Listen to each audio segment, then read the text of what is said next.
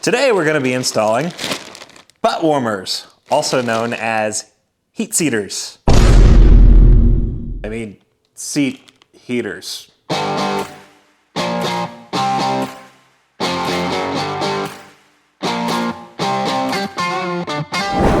Now electrically, these are extremely simple. You really just need a sufficient key-on power source and ground to hook them up.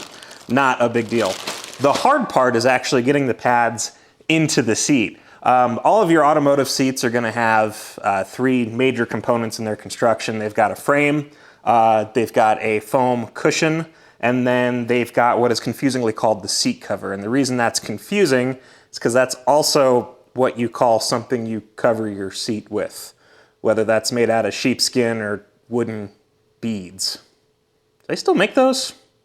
Those were really uncomfortable. Now this seat's out of the 96 Cherokee XJ behind me, so it's gonna be very simple, no airbags, no occupancy sensors, nothing like that, just plain Jane seat.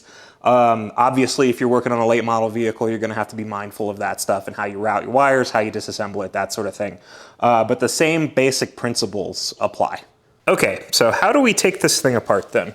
Well, you can see anywhere where the seams suck in, that's gonna be held together with what are called hog rings, which is basically a little metal loop. And then at the bottom of this, I suspect, yeah, we're gonna have J-clips. So the bottom of the seat cover is actually attached to a metal bar there with that plastic J-clip going up. And it looks like we've got those all the way around on all four sides. So we'll start there by popping those off and see how far that gets us. Hopefully it gets us into where we can start cutting a few of those hog rings.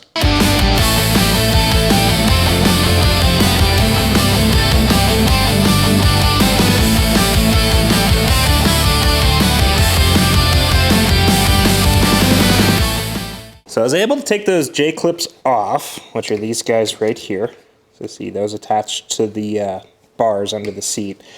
And now we can sort of see some hog rings. So you can see this little wire bar here going through the seat foam. And then if we get down in there, there's the hog ring right there, holding everything together. So one of those is going to be here. I'm going to assume there's going to be something like that going up here. And in fact, probably see it. Yep. Down in that channel. So there's going to be hog rings along here and hog rings along here. And we should be able to take those off pretty easily. And then we need to see what we want to do for the seat back. So there's that hog ring right there. We're going to go ahead and cut that, and then that'll give us more access. Okay. That's cut. So I'll just go around and do all of those that I can reach. And that will get us what we need as far as the bottom cushion goes. Top cushion is going to be very similar. I do think I'm probably going to have to separate the bottom and the top. And if memory serves, it's just a couple of bolts on the side.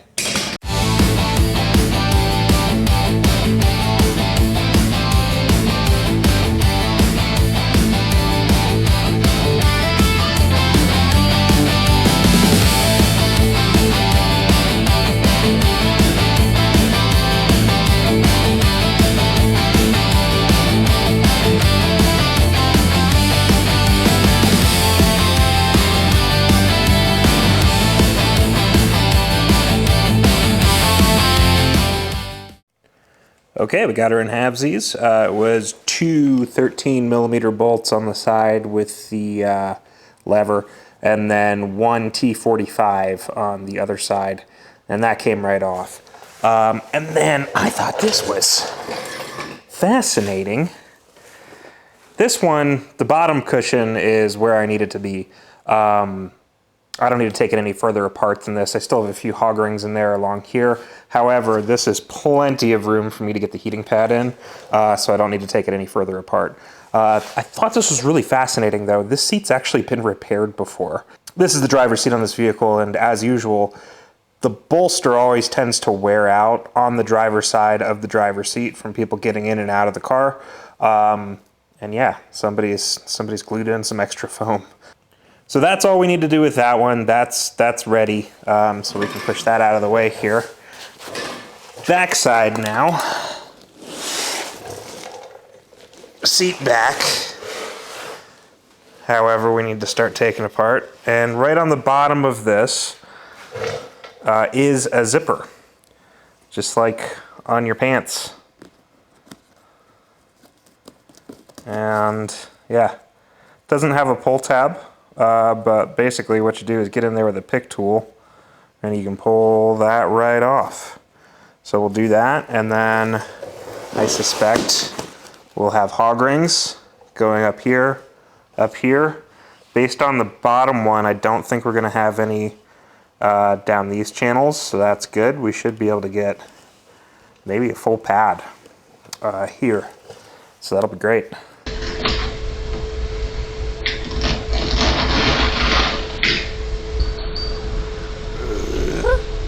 All right, another little surprise. The back side actually has these big metal pins that just slide into a channel, and then they're hog ringed once down at the bottom. So that's gonna make it really, really easy, actually. Because all I gotta do is remove the hog ring on each side here, and then these just pull out. They must seat in a pocket in the back. And then there's actually Velcro about there. You can see I can fit my hand all the way up in the back. And that's actually really all the access we need to slide our heating pad in there. That'll do it. Shoot, I could probably even get away with not removing this one, but I think I will, just to make it a little easier on myself, and I think I'll go ahead and pop that Velcro loose up there. But yeah, that'll work. Yeah, I got that other pin out. And check that out. I mean, that is so much room for activities. Right here is where our heating pad is gonna go. So yeah, we're ready now. All right, we've got our seat back and seat cushion the way we need them, even though this doesn't look like anything's happened to it. Trust me, that's enough room for me to get the pad in. So let's take a look at these pads. So this is what comes in the kit. You get 2 of these pads, and one of these is gonna go on the back, one of them is gonna go on the butt. And then you get your wiring harness and switch. So, well, we'll leave those in the bag and set that aside for a minute, and let's talk about these. You might be wondering how on earth that's gonna fit there and not get in the way of the hog rings. Same with this, actually this one. We might get a full, no, probably not. These are actually trimmable. So you can only trim them in certain locations. Basically this has 3 separate sections with a fully functioning heating grid in each of the sections. So it can function just fine on one, or it can function with all 3. It doesn't really matter. Obviously we want to get as much surface as possible, as much as we can get away with. But if we have to cut 2/3 of this off, we can do that. And then it has double sticky tape effectively on it that allows you to adhere it directly to the foam. So what we're gonna do is figure out how to make these fit. I think we're gonna end up cutting one section of grid off of each one of them. This will end up being probably about there. Yeah, 2 sections seems about right for that guy. And then same with this. We'll probably end up, yeah, that looks about right. So if we cut there and there, we're gonna end up with just enough. So I think we're gonna get 2 sections of grid on each part of the seat, which is pretty good. Looks like probably easiest to do this from the back, I would think. So, yeah, just wanna cut where there isn't any grid. It's okay to cut these main carriers that go up and down.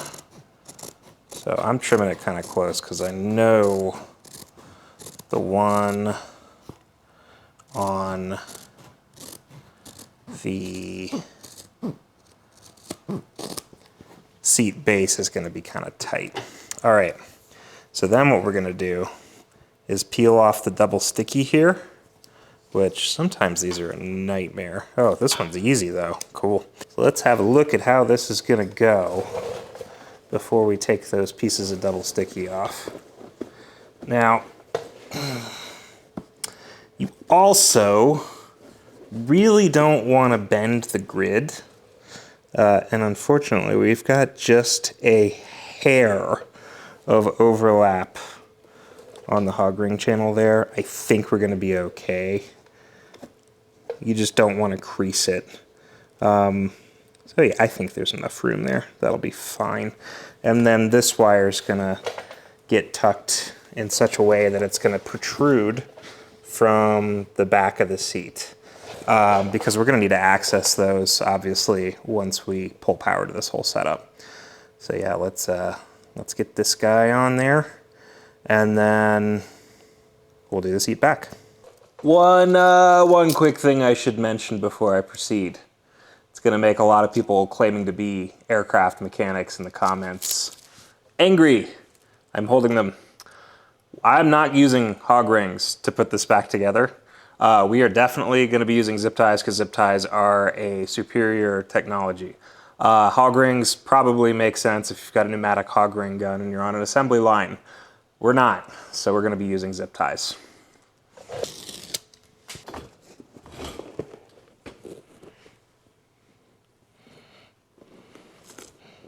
I'm actually pulling this a little over the edge because I know it's slightly too big, but that's okay. As long as we center the slack, we should be good. Make sure that that is good and seated. Oh. Oh no. All right. Boom. Cool. That's the heat pad installed. I'll show you what I mean with the zip ties. I think we'll start with this one right out here on the side that I didn't fully remove. You gotta be careful not to rip the bar out of the foam because after all, it is just foam. But you just bring that under it and then you wanna cinch this tight enough. Well, you saw those hog rings. You just want them as tight as those hog rings would have been. So you don't have to cinch it all the way down. So that's about right. Yeah. It's a little 3/8 inch circle there. So then we're going to come in with our flush cutters here. Snip off the excess. And then we're going to take the actual latch of the Ziploc and we're going to aim it down. Bury it in the foam there. Just got to do this a whole bunch more times. And this seat will be back together, but with a seat heater in it.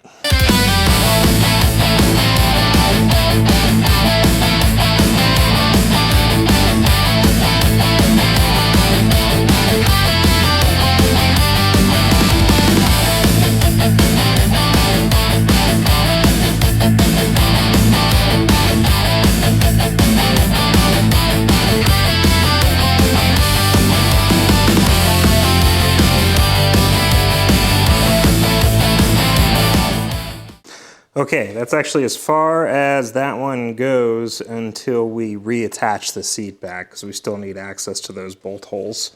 But yeah, that's it. I mean, you can see once there's tension on this, you still get that crisp line there, and that's what you're supposed to have.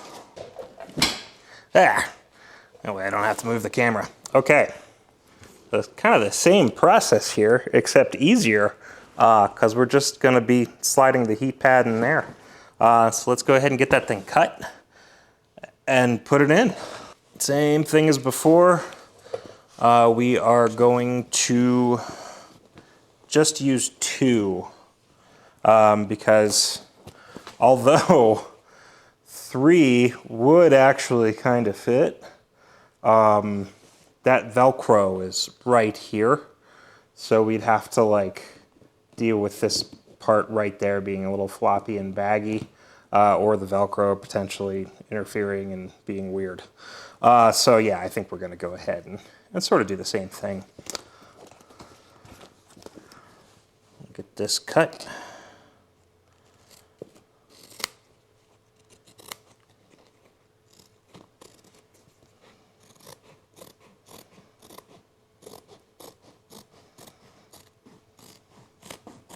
Okay.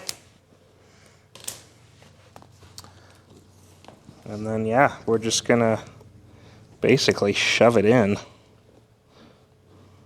Again, we want to make sure that it's, since it does overlap a little bit right at the channels, we want to keep as much strain off of those elements as possible.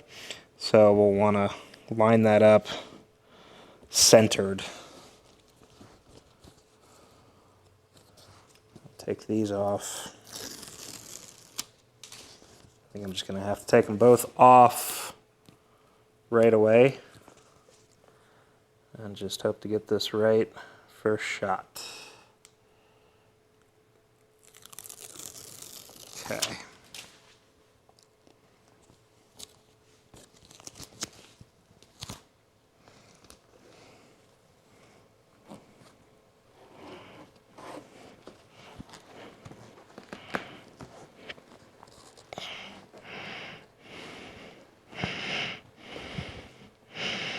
Which is going to be tricky.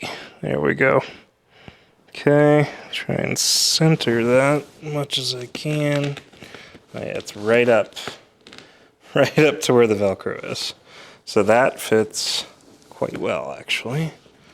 Put those down. All right. So that, I mean, that's it. It's in. Guess we'll just need to slide those pins back in. To right here. I assume they must lock into something down at the bottom there. Yeah, it's extremely hard to see on camera, but there's definitely a little indent down there in the foam that this goes into. So this is just going to slide into this and then hopefully catch that indent, and then we'll replace the hog ring at the base here with a zip tie, and these should be good.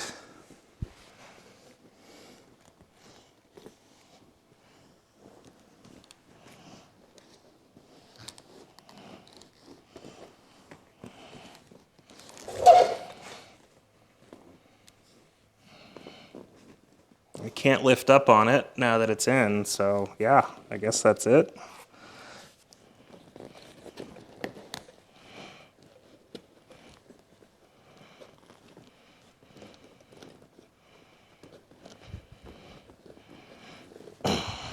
Okay.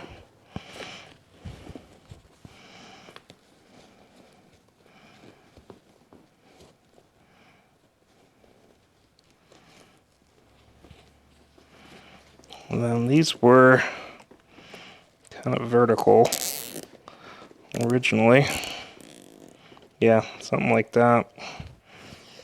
That's it. That's really it. I love old Jeeps.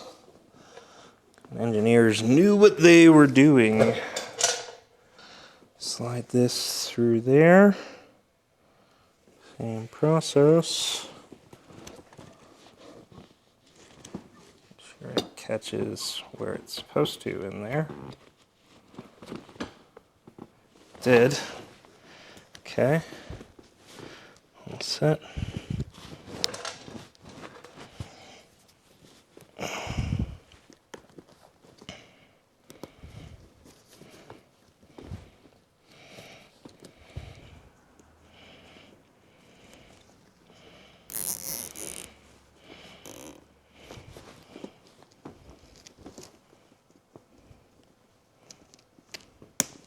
Okay, that's done.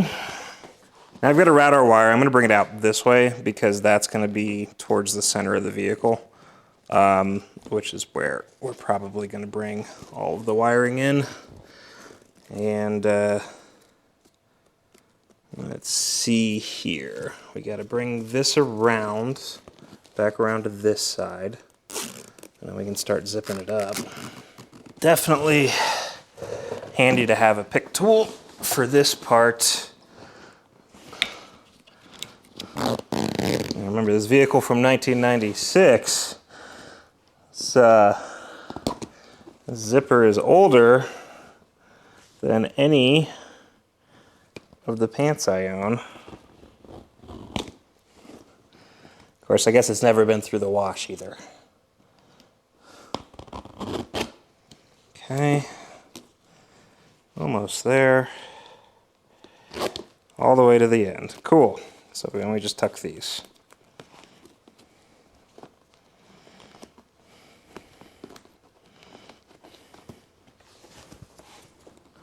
This one's going to be trickier to tuck because there's just so much of it. All right.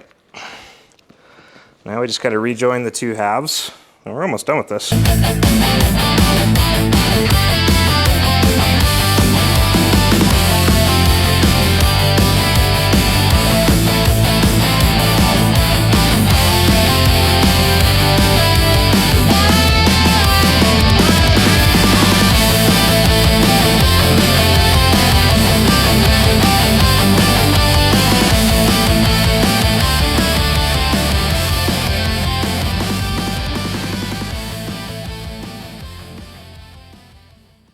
Okie dokie. This thing in here.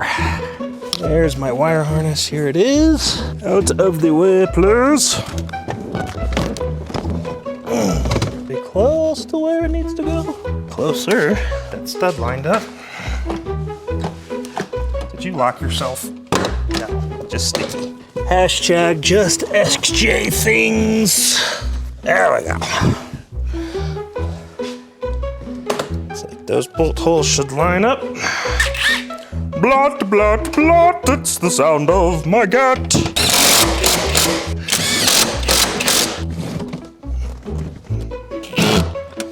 Ah, that sucks.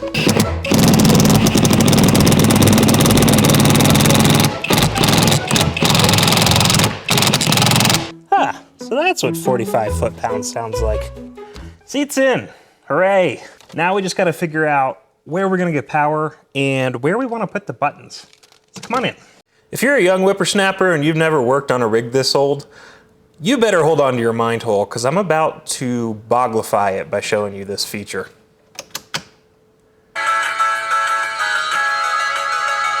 Just kidding, I put that in.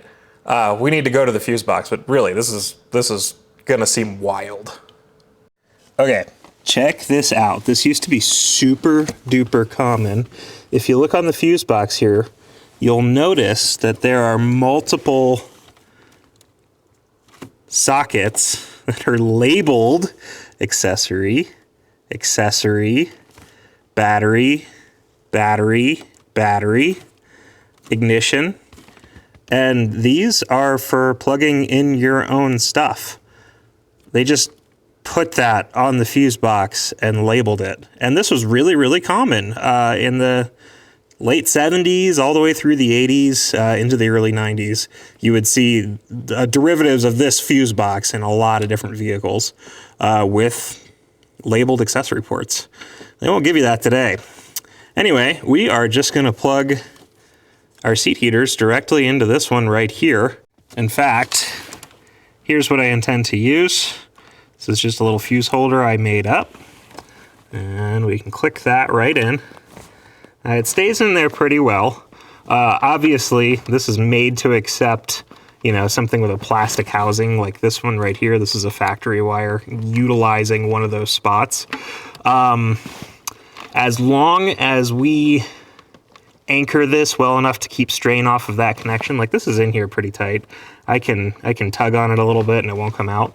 As long as we zip tie that to something like this, we should be absolutely fine on this. We could always give it a little dab of hot glue to hold it in too, but that will make a solid connection, and that's all we have to do to hook up to switched power. All right, now we need to decide where to put the buttons, and let me kind of explain my thought process here. We are doing passenger side as well as driver side. I did already put the pads in for that, and this is what the buttons themselves look like. They're just a little round guy there. I would like them to be symmetrical, and the other big concern is we want the passenger to be able to control their own seat heater. However, I don't want them touching my radio. I don't want them touching my climate controls, and I certainly do not want them touching my shifters. By putting the buttons anywhere in this area, you're kind of encouraging bad behavior. It seems ridiculous, but like if you put it below the radio or whatever, like, oh, I get control of the radio then. Like, no, only the driver can touch that. So this whole area is a no-go zone. So what we're left with is kind of from here back. Initially, I was kind of thinking like maybe here on the center console, but the power window control is somewhat in the way. And then there's also the downside that like as you're sitting in the seat, you look down, you wouldn't be really able to see the face of the button and see what position it's in. Really, the perfect spot would be somewhere like around here. Actually, really right where this little coin holder is. But unfortunately, there's a coin holder there, and that would look really weird at the bottom of this cavity. So what I did off screen, and I probably should have recorded this, I just wasn't sure how it was going to come out, is I made this little plate that's going to go right over top of that. And then we're going to set our buttons into there. And this isn't 3D printed or anything. This is just a piece of 1/8 inch ABS that I cut and then rounded the corners. Pretty simple to do. And we'll just probably drill a hole right here to run the wires. This comes out really easily, so we can see there's plenty of clearance right there, so that shouldn't be a problem. So we'll probably just do a step bit on a stick or something, pull our wires through. Now this is the wire harness. This is the amount of slack that we have from the seat, and we're going to bring this basically all the way up to the underdash, because at the very end of it we have our power and ground hookup. We've got one of these for each side, by the way, but our actual switch plugs in pretty far up on this right there, so that's way far away from the seat. So we'll probably have that connection here, and then there's also a lot of slack on the actual button harness itself. So this will be, here, and then we'll join those connectors up here. And remember, this is all going to be behind plastic. I think that'll work pretty well. It'll also make it very serviceable. Christmas tree on a stick, making holes in places you couldn't before.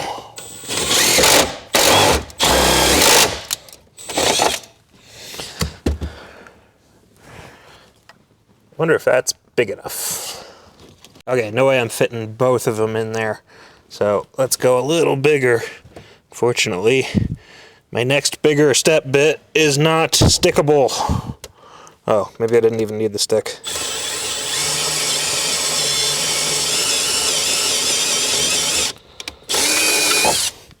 There we go. That ought to do it. Got those mounted up nicely. Now it's time to force these connectors through that hole, and then we can get this screwed on. Problem. The way that these are very stiff. I thought they would kind of, that into the hole, but no. So that's like as far as that gets. I'm gonna have to make more holes, probably just one on either side of that, and if we gotta connect them, maybe we connect them. Okay, let's give that a try. That's probably what I should have done from the get-go. All right, now we just gotta screw that thing down.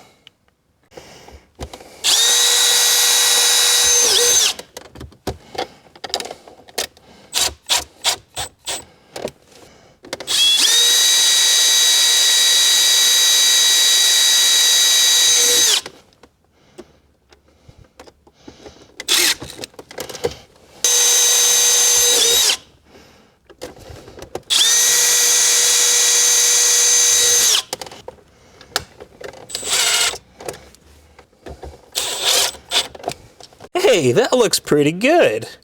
I mean, if somebody told me it was a factory feature, yes, I'd immediately call shenanigans, but I'd squint pretty hard first. Yeah, I like the way that came out. That looks good. And I'll show you what I did with the wiring here. You can see, after much cursing and grunting, I was able to get all the wires kind of brought to this area, and our connectors are very accessible. This, of course, will be covered by that plastic underdash piece. So that'll all be hidden, but you'll still be able to get to it. The wiring then follows the ignition wire across, and then up into the fuse panel. You can see where I went ahead and plugged right in there. I zip tied it to that, and then I brought both of them into that fuse holder. There's a 15 amp fuse in that fuse holder. And then I did go ahead and give them their own ground right there as well. So that came out really nice. There's only one thing left to do, and that's gonna be to test it. Of course, since it's on the accessory circuit, we need to put the key in. On these Jeeps, we can just roll it backwards once for accessory only. And then we'll turn this on. And that is heating up right away. Yeah, that's awesome. I don't understand why cloth seats and heated seats are such a rare combination, because it really is kind of the best of both worlds. These things feel amazing. Probably get even warmer if I started the engine. Go ahead and do that. Oh. Yeah, dome light was on the whole time. Go figure. If you're gonna do something stupid, do it on camera. Hey, speaking of, if you enjoyed this video and you think you'd enjoy other videos like it, subscribe, click the bell mabob, you know, all the YouTube things. And if you hated it, tell me about it down in the comments. Get mad. The algorithm demands sacrifice.